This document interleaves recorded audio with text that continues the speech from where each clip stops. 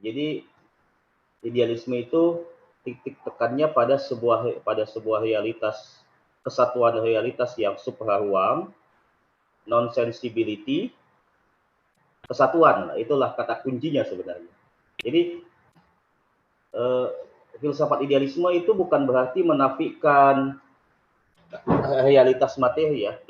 Ada beberapa kesalahpahaman yang sering saya temukan mengatakan bahwa filsafat idealisme itu cenderung menafikan realitas materi. Tidak. Tapi secara ontologis idealisme itu menyatakan bahwa kenyataan yang sesungguhnya, kenyataan akhir yang sungguh-sungguh real itu adalah ide. Tapi apakah yang dimaksud ide itu pikiran? Nah, ini kemudian tidak sederhana dibahasakan oleh filsafat idealisme. Nah, kata kunci dari filsafat idealisme secara ontologis itu menyebut istilahnya das Ich. Das Ich itu sering diterjemahkan sebagai spirit atau sering juga diterjemahkan sebagai ego. Dalam buku-buku terjemahan bahasa Indonesia sering disebut sebagai roh ya. Tapi jangan bayangkan spirit, das Ich ini adalah spirit atau roh yang sifatnya mistis sebagaimana yang kita pahami. Lagi-lagi kita harus menjernihkan beberapa diksi, jangan sampai kabur diksi tersebut tercampur baur dengan pemahaman kita tentang diksi-diksi tersebut dari konsep-konsep lain. Pada pertemuan sebelumnya, ketika kita membahas Immanuel Kant misalnya, kan harus diperjelas apa yang dimaksud metafisika oleh Immanuel Kant, apa yang dimaksud transcendental oleh Immanuel Kant, itu kan adalah struktur-struktur pikiran. Bukan dalam artian metafisika itu yang kita pahami sebagai sesuatu yang yang bersifat sesuatu alam spiritual atau Tuhan, bukan ya. Nah, demikian pula ketika filsafat idealisme. Jadi idealisme ini merupakan kelanjutan dari Immanuel Kant. Immanuel Kant itu finish pada konsep tentang noumena ya, yang bersifat dibalik dari fenomena, yang dimana manusia itu tidak bisa memahami noumena itu dengan konsep-konsep. Ya. Ada problem dalam filsafat Immanuel Kant yang disebut dengan das Ding an sich. Sesuatu itu unik pada dirinya, being in itself. Ya. Sehingga kita tidak bisa menembus sesuatu, kita tidak bisa memahami sesuatu itu sebagaimana dirinya.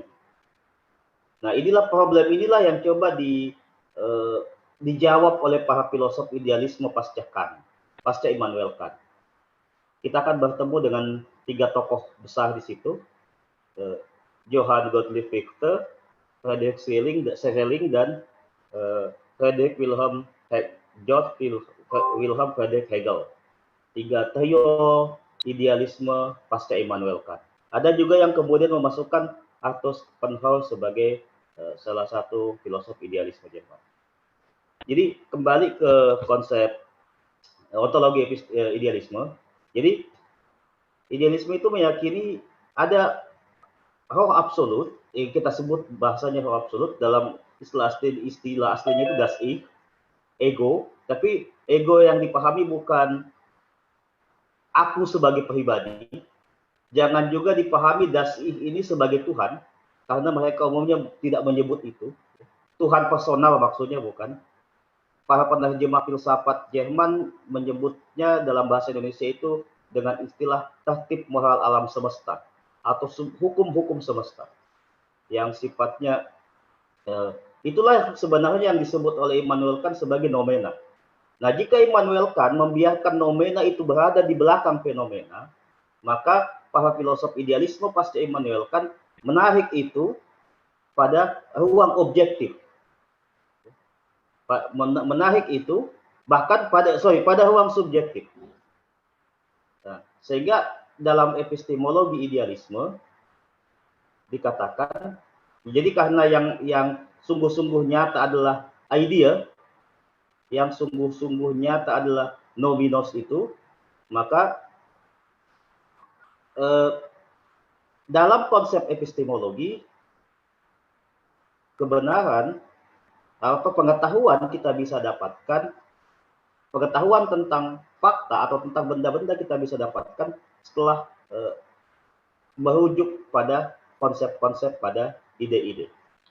Jadi jika Kant itu masih menyisakan ruang bagi aroma empirisme dalam filsafatnya, idealisme sama sekali menihilkan empirisme. Idealisme sama sekali menihilkan empirisme dalam epistemologinya, dalam ontologinya.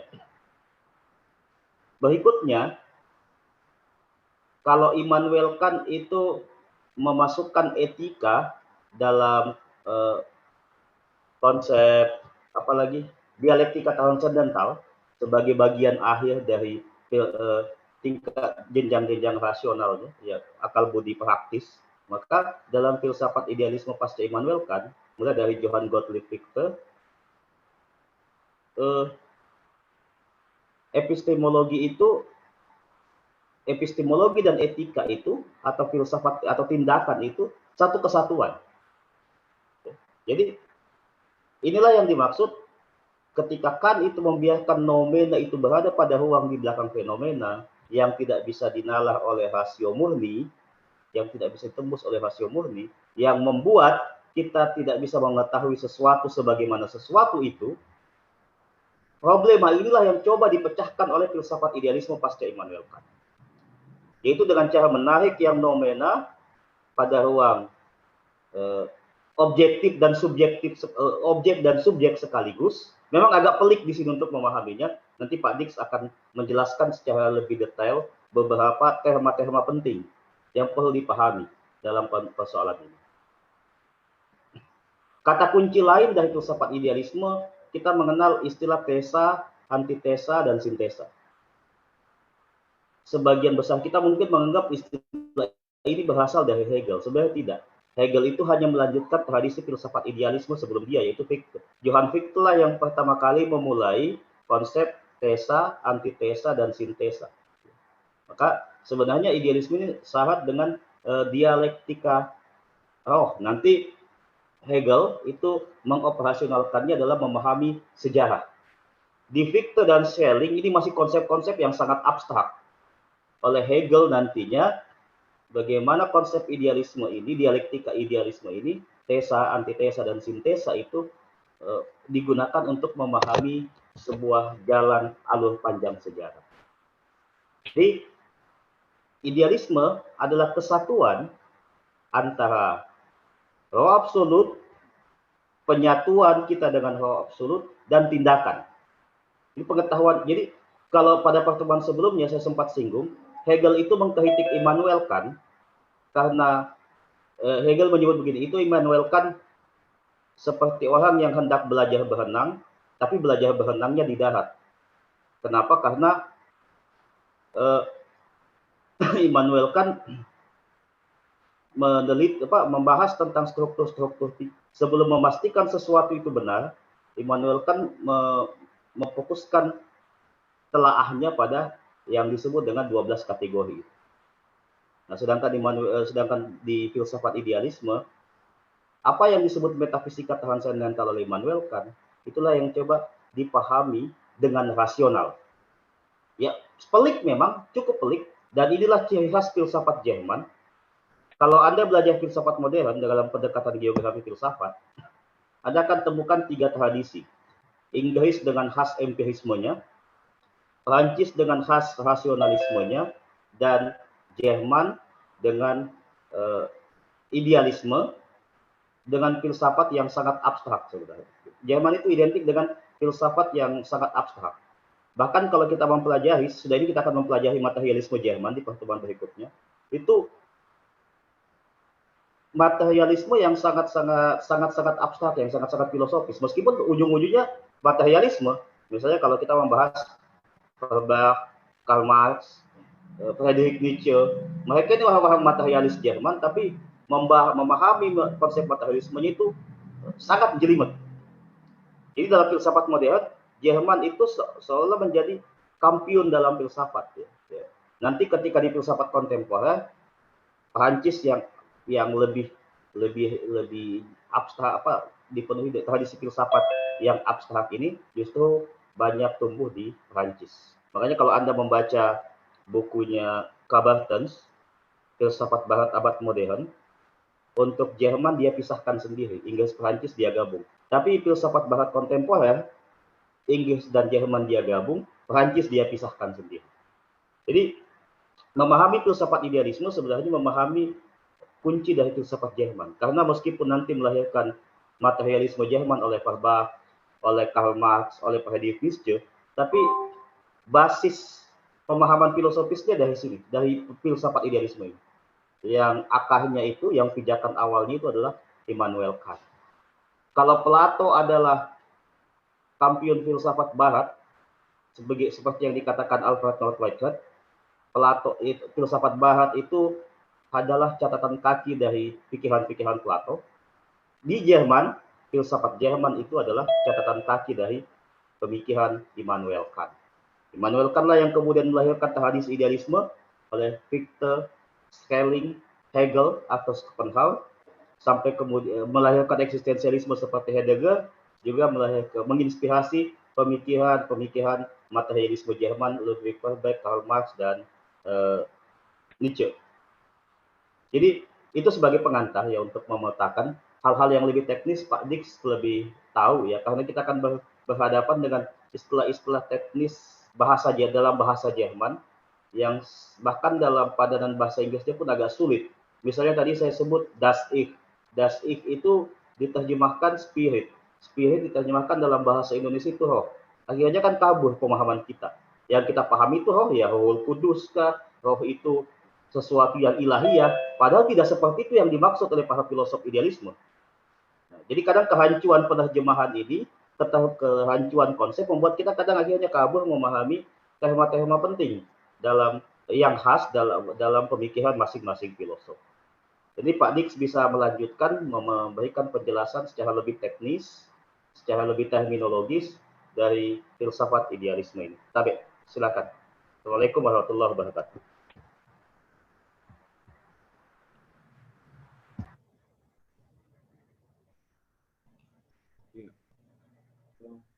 Ibu moderator, boleh saya lanjut? Boleh Pak, silahkan. Terima kasih Pak Dokter. Saya kira kita sudah ada sedikit gambaran tentang idealisme Jerman dari pengantar yang disampaikan oleh Ustadz Dr. Sabara. Jadi kira-kira kalau kita mau mendefinisikan apa itu idealisme dalam tradisi filsafat Jerman, itu kembali ke minggu lalu, sebagaimana yang disampaikan minggu lalu, ada satu catatan yang disampaikan oleh Kant itu, bahwa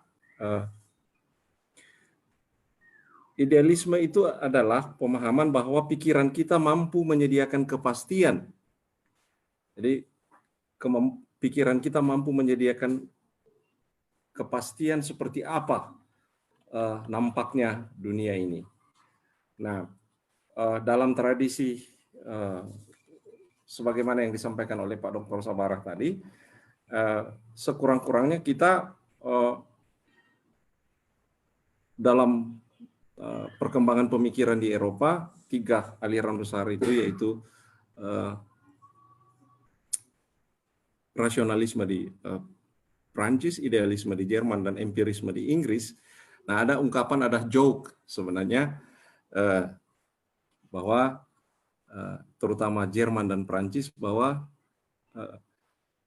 Prancis itu selalu berpikir salah, tapi dalam sejarah tindakannya benar.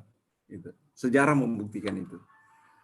Tetapi Jerman selalu berpikir benar, jadi idealismenya benar. Tetapi dalam tindakannya, dalam sejarah, itu selalu salah, gitu kira-kira. Nah, tetapi sekali lagi saat ini kita akan berkenalan dengan pemikiran idealisme yang kalau kita ringkaskan dapat kita katakan bahwa sesungguhnya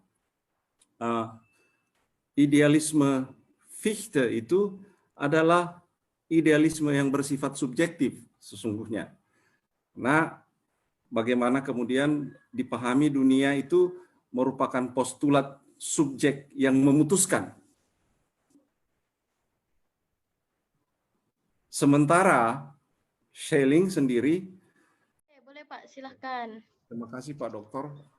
Saya kira kita sudah ada sedikit gambaran tentang idealisme Jerman dari pengantar yang disampaikan oleh Ustadz Dr. Sabara. Jadi kira-kira kalau kita mau mendefinisikan apa itu idealisme dalam tradisi filsafat Jerman, itu kembali ke minggu lalu, sebagaimana yang disampaikan minggu lalu, ada satu catatan yang disampaikan oleh Kant itu, bahwa idealisme itu adalah pemahaman bahwa pikiran kita mampu menyediakan kepastian. Jadi pikiran kita mampu menyediakan kepastian seperti apa nampaknya dunia ini. Nah, dalam tradisi sebagaimana yang disampaikan oleh Pak Dr. Sabara tadi, sekurang-kurangnya kita dalam perkembangan pemikiran di Eropa, 3 aliran besar itu, yaitu rasionalisme di Prancis, idealisme di Jerman, dan empirisme di Inggris. Nah, ada ungkapan, ada joke sebenarnya, bahwa terutama Jerman dan Prancis, bahwa Prancis itu selalu berpikir salah, tapi dalam sejarah tindakannya benar. Sejarah membuktikan itu. Tetapi Jerman selalu berpikir benar, jadi idealismenya benar. Tetapi dalam tindakannya dalam sejarah itu selalu salah, gitu kira-kira. Nah, tetapi sekali lagi saat ini kita akan berkenalan dengan pemikiran idealisme yang kalau kita ringkaskan dapat kita katakan bahwa sesungguhnya idealisme Fichte itu adalah idealisme yang bersifat subjektif sesungguhnya. Nah, bagaimana kemudian dipahami dunia itu merupakan postulat subjek yang memutuskan. Sementara Schelling sendiri itu adalah idealisme yang bersifat objektif. Nanti kemudian kita akan melihat di mana kemudian pikiran-pikiran itu sehingga disebutkan bahwa idealisme Fichte itu adalah idealisme subjektif, lalu Schelling sendiri adalah idealisme objektif. Tetapi yang jelas bahwa dalam pandangan Schelling, alam adalah intelijensia. Alam adalah penampakan dari intelijensia. Itu. Jadi realitas yang diidentikan dengan ide, akal atau roh. Jadi manifestasi dari dalam bahasa istilah dia adalah yang mutlak. Nah, oleh Hegel dalam langkah selanjutnya, dia kemudian melihat tatanan itu secara bertahap, bahwa pertama idealisme yang bersifat subjektif itu sebagai tesis misalnya. Lalu kemudian idealisme yang bersifat objektif itu antitesis kemudian. Nah, akhirnya sampai dia dari perkembangan pemikiran dua itu, akhirnya Hegel nantinya sampai kepada apa yang kemudian disebut sebagai idealisme absolut yang adalah sintesis itu. Tapi kita pelan-pelan untuk kemudian secara sepintas melihat pokok-pokok pikiran pertama dari Fichte. Karena sebagaimana yang disampaikan oleh Pak Doktor tadi, bahwa Fichte sesungguhnya filsafat Barat sekurang-kurangnya berutang kepada Fichte tentang istilah tesis, antitesis, dan sintesis itu yang sesungguhnya secara orisinal atau pada dasarnya, pada awalnya tidak ada yang orisinal, tapi pada awalnya itu berasal dari Fichte yang kemudian nanti justru dilekatkan dan diidentikan dengan Hegel misalnya. Nah, menurut Fichte setidak-tidaknya ada asas pengetahuan, asas-asas ilmu pengetahuan. Yang pertama adalah bahwa ilmu pengetahuan itu bersifat teoritis. Di situ mencakup metafisika dan ajaran tentang pengenalan. Nah, yang lalu kita sudah melihat bahwa kata kunci dari ini semua adalah pada kata pengenalan itu. Lalu kemudian hal yang kedua, pengetahuan itu adalah tentang pengetahuan yang bersifat praktis. Itu yang kemudian dikenal dengan sebutan apa yang kita kenal sebagai ajaran moral atau etika.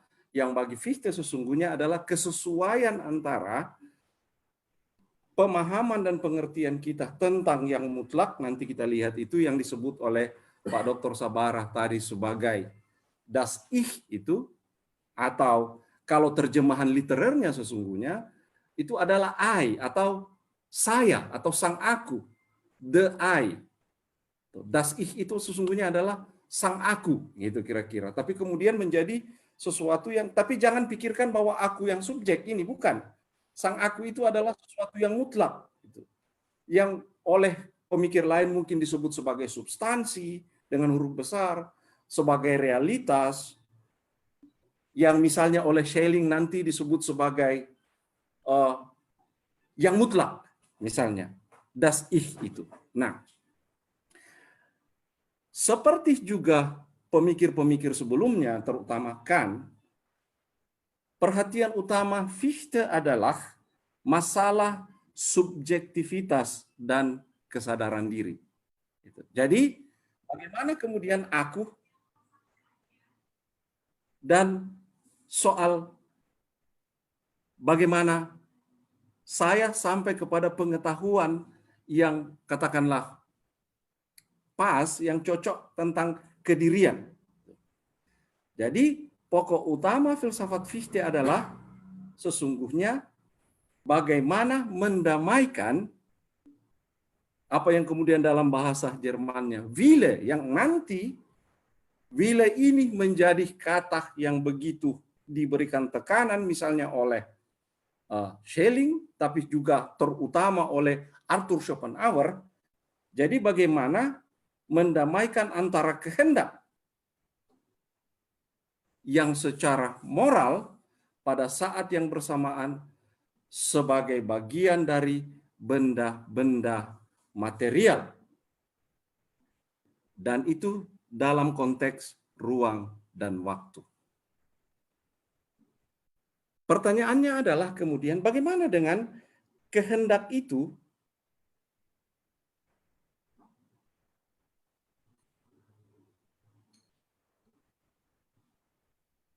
dimulai dengan pernyataan yang spontanitas yang subjektif atau kebebasan yang tanpa batas.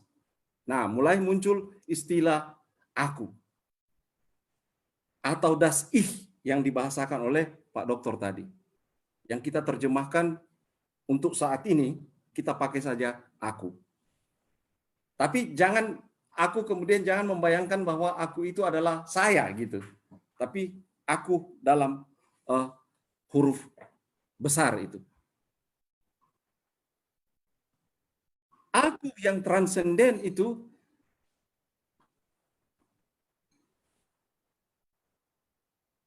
turun menjadi mengalami apa yang kemudian disebut sebagai mengalami derivasi ke pembatasan sebagai kondisi yang dibutuhkan untuk kemungkinan sebelumnya. Jadi ada aku yang besar, kemudian turun, dan saya, kedirianku mencoba untuk menangkapnya, tetapi juga ada objek-objek yang lain.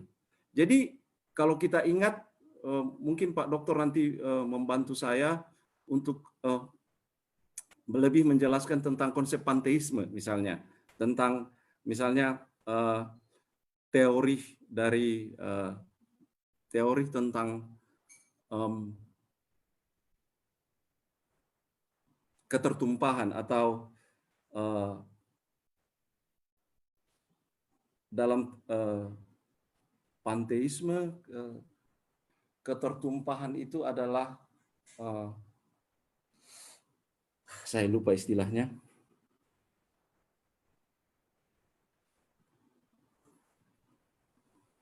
Ketertumpahan, panteisme. Panteisme, ketertumpahan. Jadi tumpah. Sebentar, saya akan temukan istilah itu. Tapi, nah, ya emanasi. Terima kasih, saya dibantu. Jadi dalam teori emanasi itu. Nah, ini menurut Fichte untuk menjelaskan bahwa sesungguhnya tugas pokok filsafat adalah bagaimana meletakkan landasan pengalaman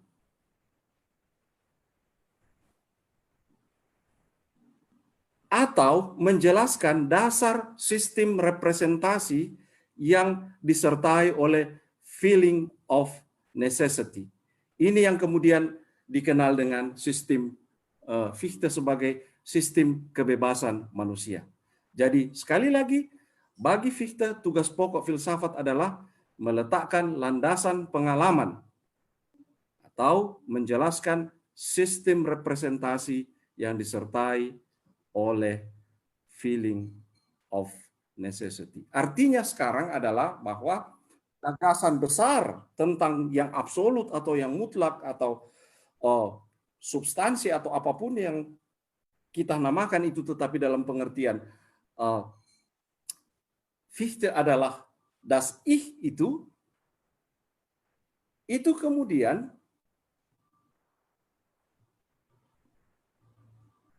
masuk ke dalam dunia pengalaman, dan dalam dunia pengalaman itulah mencoba untuk saya tangkap dalam kebebasan dan kehendak saya.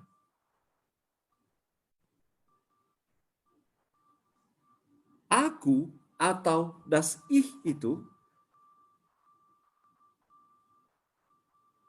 juga sekaligus harus menempatkan dirinya sebagai individu dalam rangka memposisikan atau menempatkan dirinya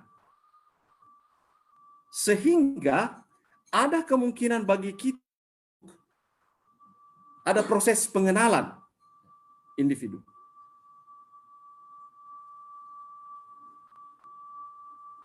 Jadi, Fichte memulai dengan pemahaman subjek aku. Itulah sebabnya dalam idealismenya adalah yang disebut dengan idealisme yang subjektif.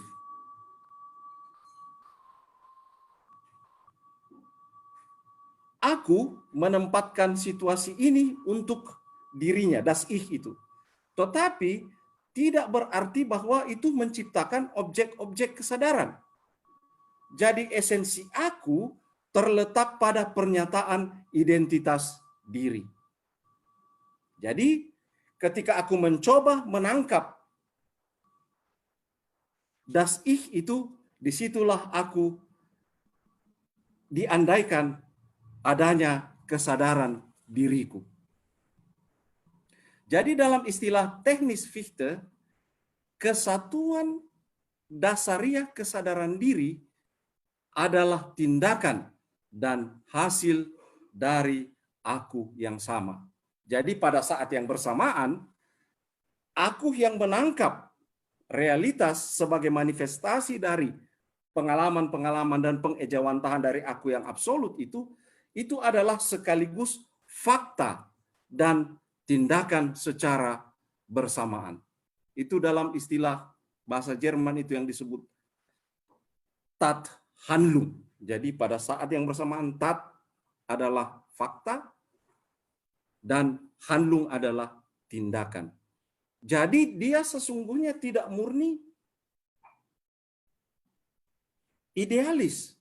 Ada juga kesadaran-kesadaran empiris ketika dia sudah berubah menjadi atau masuk ke dalam dunia pengalaman.